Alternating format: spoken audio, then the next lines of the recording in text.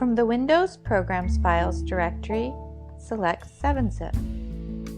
Now I'll demonstrate how to compress a file.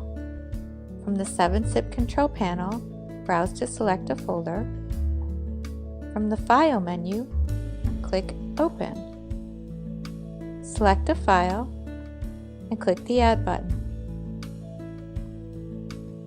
Choose your compression options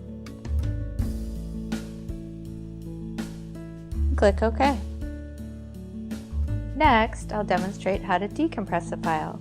From the 7-zip control panel, browse to select the file to decompress, click the Extract button, and click OK.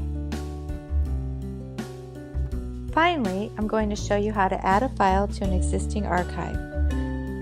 From the 7-zip control panel, browse to select a file to add to an archive,